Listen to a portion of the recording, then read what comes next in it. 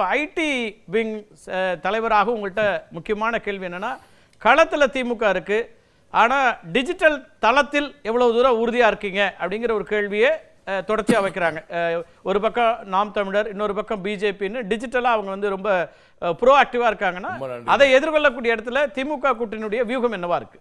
Very good, ரொம்ப நன்றி இந்த கேள்வி கேட்டதுக்கு. இதுக்கு நிறைய பேர் எங்க பசங்களே வந்து கேட்கிற என்ன செய்கிறது ஐடி விங் கேட்கிற நண்பர்களுக்கு நான் சொல்றேன், தேர்தல் என்பது ஒரு போர். அந்த போர்ல நம்ம என்னெல்லாம் செய்யறோம், என்ன பண்றோம் அப்படின்ற வியூகங்கள் எல்லாம் அப்படியே அப்பட்டமா வெளிலலாம் சொல்ல முடியாது.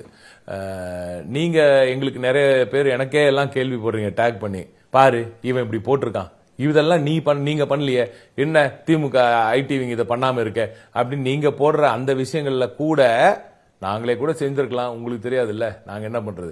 அதனால ஒரு சில விஷயங்கள் எப்படி செய்ய வேண்டும், எப்படி சாதுரியமாக செயல்பட வேண்டும் என்று உலகிற்கே தேர்தல் வியூகத்தை கற்றுக் கொடுத்த கலைஞரிடம் பாடம் கற்றுக்கொண்டு வந்தவர்கள் நாங்கள்.